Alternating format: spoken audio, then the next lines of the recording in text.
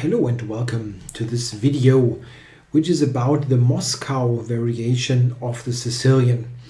This is an important line as it will happen very frequently in your games if you face a Sicilian. So, what is the Moscow variation? Okay, we deal with this move order 2d6. With 2d6, black usually signals the intention to play a Najdorf, a dragon, maybe a classical Sicilian. We don't go for all that. We don't play d4, the open Sicilian, but we go for bishop b5 check. And this check is the Moscow variation. Sometimes it's pretty clear what the origin of a name is, but for the Moscow variation, I have no clue. I tried to find out, but I came up empty. So, what does that check do? Of course, it develops a piece and prepares to castle. So a very healthy move. I have to mention that for many years, this move was always viewed as a somewhat lame, somewhat meek choice.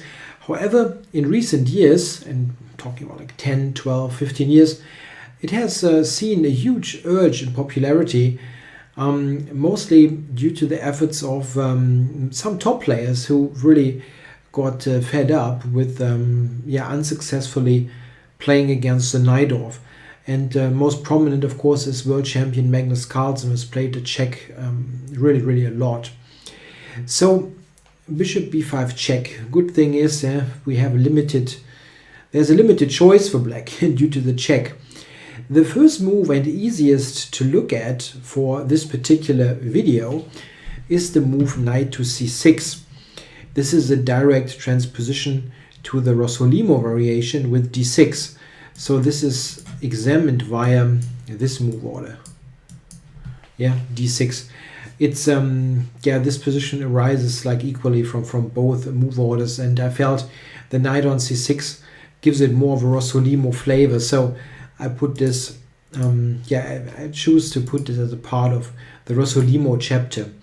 So here in this video, after bishop b5 check, we examine knight d7 and bishop d7. I'd like to start with knight d7, which always has been less popular than bishop d7. However, the move knight d7 has some points. It is arguably the sharper move, because black does not want to, with bishop d7, allow an easy trade, but rather says, okay, I put the knight onto d7, you have to move your bishop again if I go a6, or maybe take on d7, giving black the bishop pair. This is a bit sharper, this move, than bishop d7. White now has a number of options, and it is actually tough to say what the main line is. Maybe actually d4 is the main line, but this move, which is somewhat logical, we open up the center because knight d7 is clogging up black's development. This move might be the most popular, but I don't think it is all that advantageous for white, and it was too close for my taste to an open Sicilian. So I did not go for d4. An interesting recent development in this line is that white has played the move castles a lot, and after a6 play bishop to d3. This is quite interesting and can be a good alternative to the main recommendation.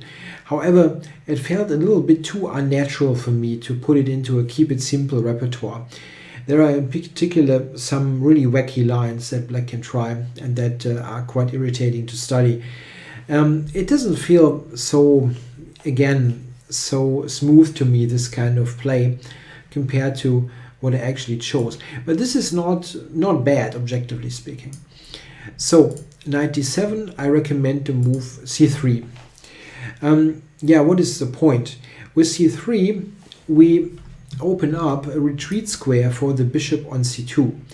This is important as black's next move or move after that is probably going to be a6, and we need a good square for the bishop. As we have seen with this line I just showed 1 minute ago, After castles, you only have that somewhat awkward d3 square. And with pawn to c3 here, we make sure that via a4, c2, we have a good spot there. The bishop on c2 supports the center and helps to prepare white's central development. So I think this is a very sensible move. Black now may go a6 immediately or play knight f6. He will very likely play a6 in the near future, so there are many transpositions. It should be mentioned that the play that we will get now in many cases looks a lot like a Spanish game, like a Ruy Lopez. And this is something to keep in mind. The black player has started the game not with 1e5, but with c5 and d6. So he might be completely booked up in a Najdorf or Dragon and wants to play a super sharp game with opposite sides castles. And now he has to play the black side of a Ruy Lopez in some cases. Structure, not particular line. And this is important to remember. Very likely he's in a position type that he is not that he does not know all that well and wasn't really aiming for. So let's start with a6. Knight f6 is the more frequently seen move, but just a6 to show it has very little independent value. We go bishop a4, put the bishop onto c2, and black will very likely develop like that, after which queen to e2 will transpose to a position that we will examine via the move order 4, knight to f6. So there is little difference between a6 now and knight f6 immediately. Let's look at knight f6. Okay, the pawn is hanging, and in this particular situation the most natural move is of course queen to e2. We put the queen there to cover the e4 pawn, and now black has a wide range of possibilities. He can play with e5, some combination of a6, b5 and e5. He can play with e6, that's also possible, e6, or he can try some g6 based setup. There are many different options that he may go for. Our play is fairly similar. We will play d4 and support the center. And in almost all cases, white is going to be very slightly better. Let's have a look there. a6 first maybe, yeah? Or let's say, no, I think it's probably better to look at the e-pawn moves first. So e5 is a possibility.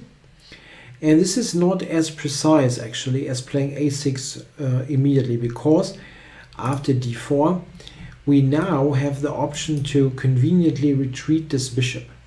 This is in fact quite nice, because if you think of it, after a6, b5, bishop a4, bishop c2, the bishop does almost the same job, but here we just take one move instead of two. So it's a little bit better. For example, here, queen to c7, castles, and white is going to be slightly better. We just have a better central control. Instead of e5, there's also e6 immediately, but after d4, a6, bishop d3, we are again somewhat better. If you see the positions after a6, b5, and then black chooses his setup, you see what I mean. This is a slightly more comfortable version of the main line for white. One key point, by the way, in such situations where black puts pawns on d6 and e6 is to time the advance e4, e5 correctly. Often e4, e5 will be a useful move to make to open up this diagonal. But you give up the d5 square, the black knight will come there. So it's a case of getting squares, giving away squares. It's a very double-edged decision.